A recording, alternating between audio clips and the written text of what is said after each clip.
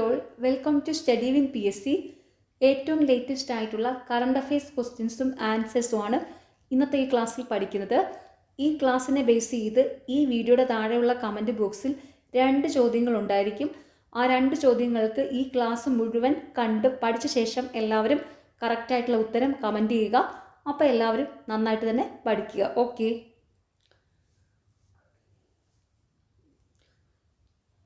ദേശീയ സെൻസസ് തുടങ്ങി. 2027 ദേശീയ സെൻസസിന് തുടക്കമായി. 2 ഘട്ടങ്ങളിലായാണ് കണക്കെടുപ്പ്. രാഷ്ട്രപതി ദ്രൗപദി മുർമുവിൻ്റെ വിവരങ്ങൾ ശേഖരിച്ചുകൊണ്ടാണ് സെൻസസിന് തുടക്കം കുറിച്ചത്. ആദ്യഘട്ടത്തിൽ ഭവന സെൻസസ് ആണ് നടത്തുക.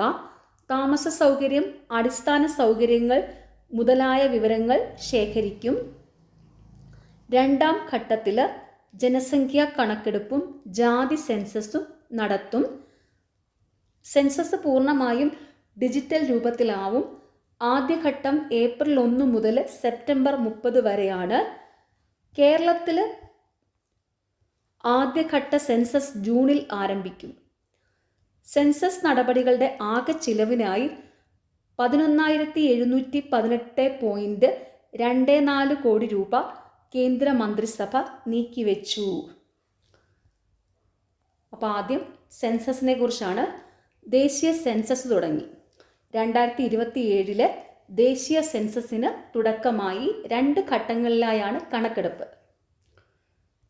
അപ്പം 2027 ദേശീയ സെൻസസ് അത് 2 ഘട്ടങ്ങളിലായിട്ടാണ് അതിൻ്റെ കണക്കെടുപ്പ് നടക്കുന്നത്.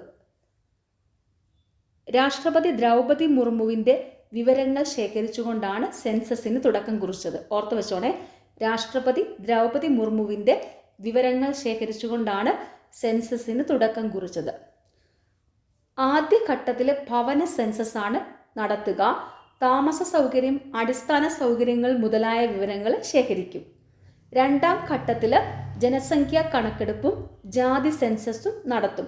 ഓർത്ത് വെച്ചോണം, ആദ്യഘട്ടത്തിൽ ഭവന സെൻസസ് ആണ് നടത്തുക. 2ാം ഘട്ടത്തിൽ ജനസംഖ്യാ കണക്കെടുപ്പും ജാതി സെൻസസും നടത്തും. സെൻസസ് പൂർണ്ണമായും ഡിജിറ്റൽ രൂപത്തിലാവും. ആദ്യഘട്ടം ഏപ്രിൽ 1 മുതൽ സെപ്റ്റംബർ 30 വരെയാണ്. സെൻസസിൻ്റെ ആദ്യഘട്ടം ഏപ്രിൽ 1 മുതൽ സെപ്റ്റംബർ 30 വരെയാണ്. കേരളത്തിൽ ആദ്യഘട്ട സെൻസസ് ജൂണിൽ ആരംഭിക്കും. ഓർത്തു വെച്ചോണം, കേരളത്തിലെ ആദ്യഘട്ട സെൻസസ് ജൂണിലാണ് ആരംഭിക്കുന്നത്. സെൻസസ് നടപടികളുടെ ആകെ ചെലവിനായിട്ട് 11,718.24 കോടി രൂപ കേന്ദ്ര മന്ത്രിസഭ നീക്കിവെച്ചു. സെൻസസ് നടപടികളുടെ ആകെ ചെലവിന് വേണ്ടിയിട്ട് കേന്ദ്ര മന്ത്രിസഭ നീക്കിവെച്ച തുക എത്രയാണ്? 11,718.24 കോടി രൂപ.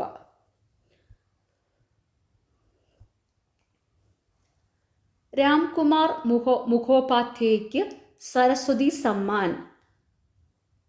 ലേറ്റസ്റ്റ് ആയിട്ട് ഇപ്പോൾ റീസെൻ്റ് ആയിട്ട് സരസ്വതി സമ്മാൻ ലഭിച്ചിരിക്കുന്നത് രാംകുമാർ മുഖോപാധ്യായയ്ക്കാണ്. 2025 അതായത് 35ാമത് സരസ്വതി സമ്മാൻ പുരസ്കാരത്തിന് ബംഗാളി സാഹിത്യകാരൻ രാംകുമാർ മുഖോപാധ്യായ അർഹനായി. 2020 പ്രസിദ്ധീകരിച്ച ഹരപാർവതി കഥ എന്ന നോവലിനാണ് പുരസ്കാരം. ശിവപാർവതി കഥകളെ സമകാലിക സാമൂഹിക വൈകാരിക പശ്ചാത്തലത്തിൽ അവതരിപ്പിക്കുന്ന നോവലാണിത്. 15 ലക്ഷം രൂപയും പ്രശസ്തി പത്രവും ഫലകവും അടങ്ങുന്ന പുരസ്കാരം ഏർപ്പെടുത്തിയത് KK ബിർള ഫൗണ്ടേഷനാണ്.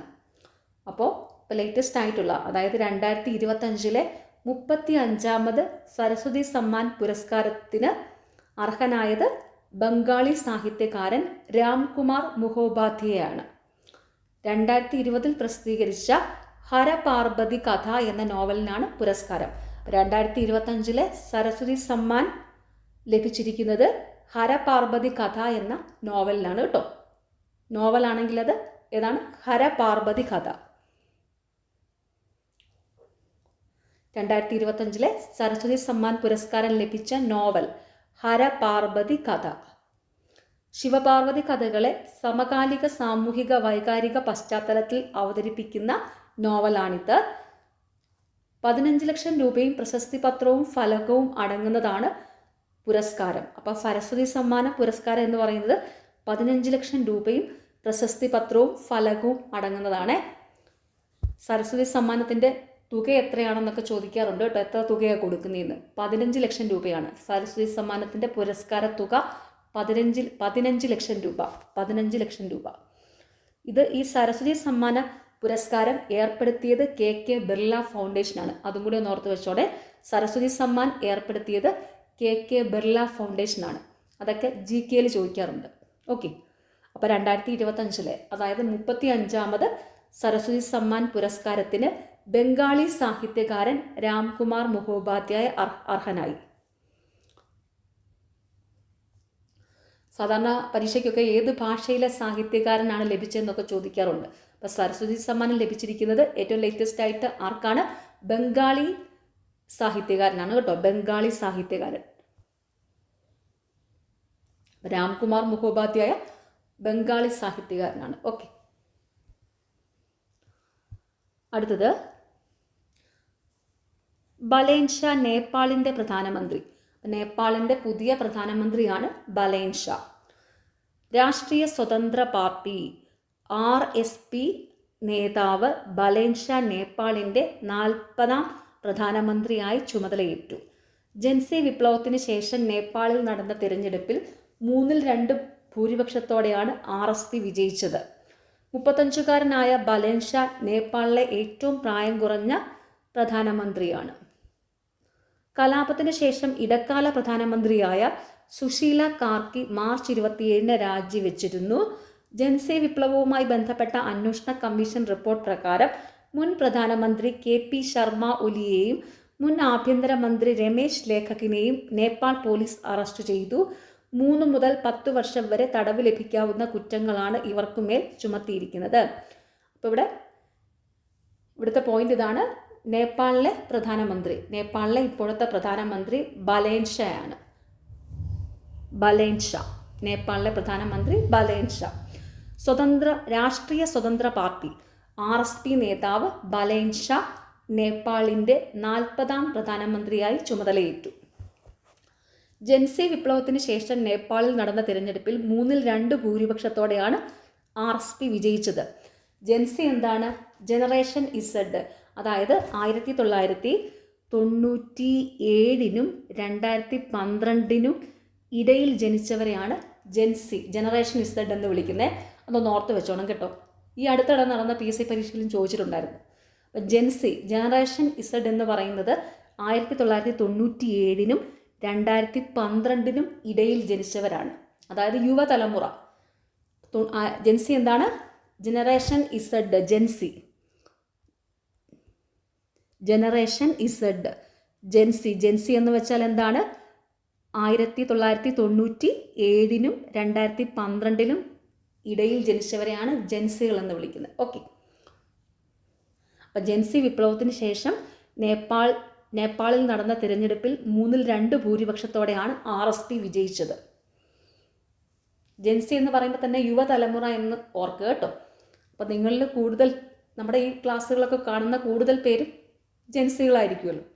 കൂടുതൽ ആൾക്കാരും, എല്ലാവരും അല്ല, എന്നാലും കൂടുതൽ ആൾക്കാരും ജൻസികളായിരിക്കുമല്ലോ. നിങ്ങളൊക്കെ 97നും 2012നും ഇടയിൽ ജനിച്ചവരായിരിക്കുമല്ലോ.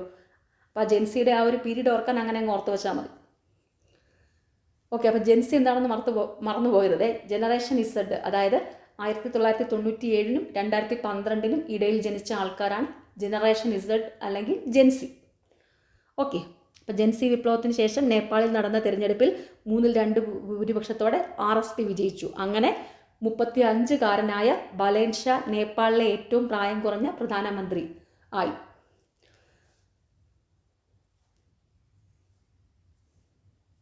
നേപ്പാളിലെ ഏറ്റവും പ്രായം കുറഞ്ഞ പ്രധാനമന്ത്രി ആരാണ്? ഇപ്പോഴത്തെ പ്രധാനമന്ത്രിയായ നേപ്പാളിലെ ബലേൻ ഷാ കേട്ടോ.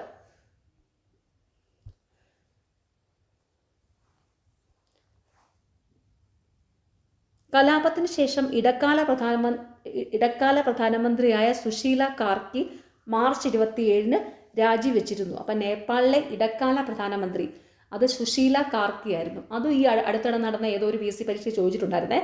നിങ്ങൾ അതും കൂടി ഒന്ന് ഓർത്ത് വെച്ചോണം. നേപ്പാളിലെ ഇടക്കാല പ്രധാനമന്ത്രിയായി ചുമതലയേറ്റത് സുശീല കാർക്കിയാണ് കേട്ടോ. നേപ്പാളിലെ ഇടക്കാല പ്രധാനമന്ത്രിയായി ചുമതലയേറ്റത് സുശീല കാർക്കിയാണ്.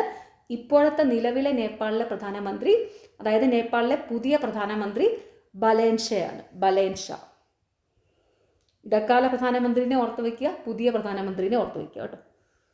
ജൻസി വിപ്ലവവുമായി ബന്ധപ്പെട്ട അന്വേഷണ കമ്മീഷൻ റിപ്പോർട്ട് പ്രകാരം മുൻ പ്രധാനമന്ത്രി KP ശർമ്മ ഒലിയെയും മുൻ ആഭ്യന്തരമന്ത്രി രമേശ് ലേഖകിനെയും നേപ്പാൾ പോലീസ് അറസ്റ്റ് ചെയ്തു. അതായത് അവിടെ ഈ പുതിയ തലമുറയും പഴയ തലമുറയും തമ്മിൽ കുറച്ച് പ്രശ്നങ്ങളൊക്കെ ഉണ്ടായി നേപ്പാളിൽ. അങ്ങനെ ആണ്.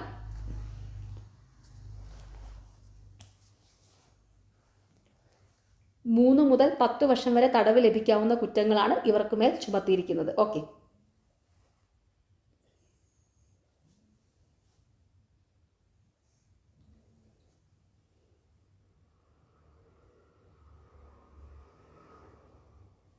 അതായത് ഈ നേപ്പാളിൽ അഴിമതിക്കും സോഷ്യൽ മീഡിയ നിരോധനത്തിനുമെതിരെയാണ് ഈ വിപ്ലവം നടന്നത്. അഴിമതിക്കും സോഷ്യൽ മീഡിയ നിരോധനം. ഇപ്പോൾ സോഷ്യൽ മീഡിയ നിരോധിച്ചാൽ ആരും സമ്മതിക്കത്തില്ലല്ലോ. അങ്ങനെ നേപ്പാളിൽ അഴിമതിക്കും സോഷ്യൽ മീഡിയ നിരോധനത്തിനുമെതിരെയാണ് അവിടെ ഇങ്ങനെ ഈ ജൻസികൾ നടത്തിയത്. അതായത് യുവതലമുറ നടത്തിയ വൻ പ്രക്ഷോഭമാണ്. വൻ പ്രക്ഷോഭമൊക്കെ ഉണ്ടായി. അതാണ് ഈ ജൻസി വിപ്ലവം. അപ്പോൾ അതുകൂടി ഓർത്ത് വെച്ചോണം. നേപ്പാളിൽ ഈ അഴിമതിക്കും സോഷ്യൽ മീഡിയ നിരോധനത്തിനുമെതിരെ വൻ പ്രക്ഷോഭം ഉണ്ടായിരുന്നു 2025 സെപ്റ്റംബറിൽ. അതാണ് ജൻസി വിപ്ലവം. ഓക്കെ. സ്ത്രീ സുരക്ഷയ്ക്ക് നിർഭയ നിശ പദ്ധതി. രാത്രികാലങ്ങളിൽ സ്ത്രീകൾക്ക് സുരക്ഷിതമായി സഞ്ചരിക്കാൻ കേരള പോലീസ് ആവിഷ്കരിച്ച പദ്ധതിയാണ് നിർഭയ നിശ പദ്ധതി. 2026 അന്താരാഷ്ട്ര വനിതാ ദിനം മുതൽ പദ്ധതി പ്രാബല്യത്തിൽ വന്നു. രാത്രി 9 മണി മുതൽ രാവിലെ 5 മണി വരെ അടിയന്തര സഹായത്തിന് 112 എന്ന ഹെൽപ്പ് ലൈൻ നമ്പറിൽ ബന്ധപ്പെടാം. അപ്പോൾ സ്ത്രീ സുരക്ഷയ്ക്ക് ഇനി മുതൽ എന്താണ്? നിർഭയ നിശ പദ്ധതി. നിർഭയ നിശ പദ്ധതി. അതാണ് രാത്രികാലങ്ങളിൽ സ്ത്രീകൾക്ക് സുരക്ഷിതമായി സഞ്ചരിക്കാൻ കേരള പോലീസ് ആവിഷ്കരിച്ച പദ്ധതിയാണ് നിർഭയ നിശ പദ്ധതി. നിശ എന്ന് പറഞ്ഞാൽ എന്താ? രാത്രിയല്ലേ. അതാണ് രാത്രികാലങ്ങളിൽ സ്ത്രീകൾക്ക് സുരക്ഷിതമായി സഞ്ചരിക്കാൻ കേരള പോലീസ് ആവിഷ്കരിച്ച പദ്ധതി. അങ്ങനെ ഓർത്തു വെച്ചാൽ മതി. നിർഭയ നിശ പദ്ധതി. 2026 അന്താരാഷ്ട്ര വനിതാ ദിനം മുതൽ പദ്ധതി പ്രാബല്യത്തിൽ വന്നു. രാത്രി 9 മണി മുതൽ രാവിലെ 5 മണി വരെ. വനിതാ ദിനം എന്നാണ്? മാർച്ച് 8-നാണ്. വനിതാ ദിനം മാർച്ച് 8-നാണ് വനിതാ ദിനം. അത് പരീക്ഷയ്ക്ക് എപ്പോഴും ചോദിക്കാറുണ്ട്. മാർച്ച് 8 കേട്ടോ. ഓക്കെ. അപ്പോൾ ഇവിടെ അടിയന്തര സഹായത്തിന് 112 എന്ന ഹെൽപ്പ് ലൈൻ നമ്പറിൽ ബന്ധപ്പെടാം. ഓക്കെ.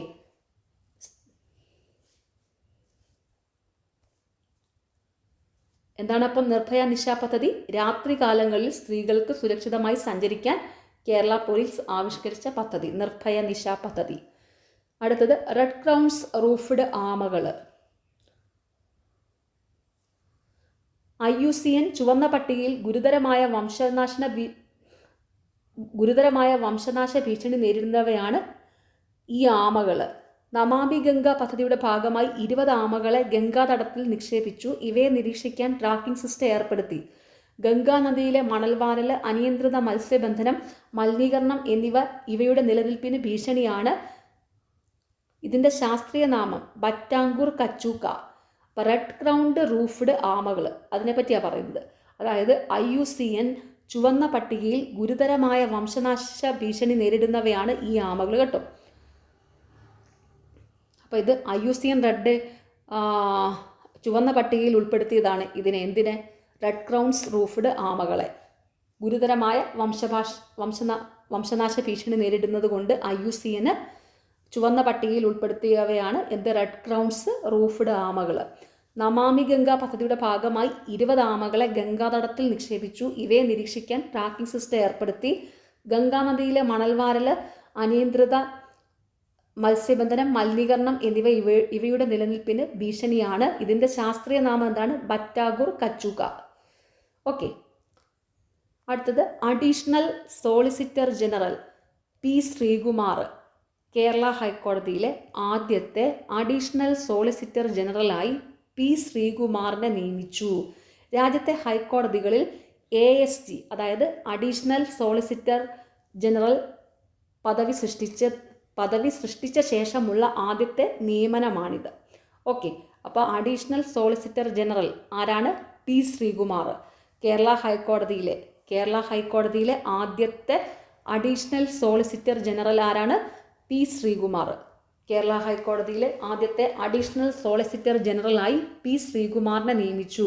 രാജ്യത്തെ ഹൈക്കോടതികളിൽ ASG അതായത് അഡീഷണൽ സോളിസിറ്റർ ജനറൽ പദവി സൃഷ്ടിച്ച ശേഷമുള്ള ആദ്യത്തെ നിയമനമാണിത്. ഓക്കെ, ഇനി പ്രധാനപ്പെട്ട കുറേ ക്വസ്റ്റ്യൻസ് കൂടി നോക്കാം.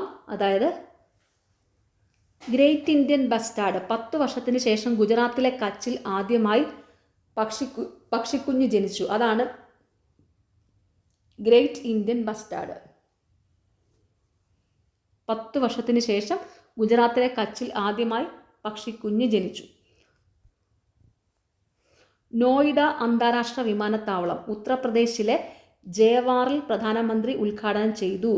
നോയിഡ അന്താരാഷ്ട്ര വിമാനത്താവളം ഇത് ഉത്തർപ്രദേശിലെ ജയവാറിൽ പ്രധാനമന്ത്രി ഉദ്ഘാടനം ചെയ്തു. തിരഞ്ഞെടുപ്പുകളിൽ പ്ലാസ്റ്റിക് ഒഴിവാക്കാൻ കേരളം നടത്തുന്ന ക്യാമ്പയിന് ഗ്രീൻ ബട്ടൺ. അത് ഓർത്ത് വെച്ചോണേ. തിരഞ്ഞെടുപ്പുകളിൽ പ്ലാസ്റ്റിക് ഒഴിവാക്കാനായിട്ട് കേരളം നടത്തുന്ന ക്യാമ്പയിനാണ് ഗ്രീൻ ബട്ടൺ. 900 ഗോളുകൾ തികയ്ക്കുന്ന ലോകത്തിലെ രണ്ടാമത്തെ താരം ലയണൽ മെസ്സി. 900 ഗോളുകൾ തികയ്ക്കുന്ന ലോകത്തിലെ രണ്ടാമത്തെ താരം ലയണൽ മെസ്സി. ചൈനയിലെ Indian ambassador Vikram K Doraiswamy. ചൈനയിലെ ഇന്ത്യൻ അംബാസിഡർ ആരാണ്? വിക്രം ദൊരൈസ്വാമി. വാണിജ്യ മന്ത്രാലയത്തിൻ്റെ പുതിയ പദ്ധതി റിലീഫ്. വാണിജ്യ മന്ത്രാലയത്തിൻ്റെ പുതിയ പദ്ധതിയാണ് relief. Uniform civil code bill പാസ്സാക്കുന്ന രണ്ടാമത്തെ ഇന്ത്യൻ സംസ്ഥാനം Gujarat. Uniform civil code bill പാസ്സാക്കുന്ന രണ്ടാമത്തെ ഇന്ത്യൻ സംസ്ഥാനം ഗുജറാത്ത്. വിജയ്പത് സിംഘാനിയ റെയ്മണ്ട്സിൻ്റെ മുൻ ചെയർമാനായിരുന്നു. അദ്ദേഹം അന്തരിച്ച്. റെയ്മണ്ട്സിൻ്റെ മുൻ ചെയർമാനായിരുന്ന വിജയ്പത് സിംഘാനിയ അന്തരിച്ചു. ഓക്കെ, അപ്പോൾ എല്ലാവരും നന്നായിട്ട് തന്നെ പഠിക്കുക. നിങ്ങൾക്ക് ഈ ചാനൽ ഇഷ്ടപ്പെടുന്നുണ്ടെങ്കിൽ സബ്സ്ക്രൈബ് ചെയ്യുക, സപ്പോർട്ട് ചെയ്യുക, ഷെയർ ചെയ്യുക. പിന്നെ ഈ വീഡിയോയുടെ താഴെ കാണുന്ന ഹൈപ്പ് എന്നുള്ളൊരു ഓപ്ഷനുണ്ട്, അതും കൂടി ഒന്ന് ക്ലിക്ക് ചെയ്ത് സപ്പോർട്ട് ചെയ്യുക. പിന്നെ കമൻറ്റ് ബോക്സിൽ 2 ചോദ്യങ്ങൾക്ക് ഉത്തരം കമൻറ്റ് ചെയ്യുക. അപ്പോൾ എല്ലാവരും നന്നായിട്ട് തന്നെ പഠിക്കുക. Okay, thank you.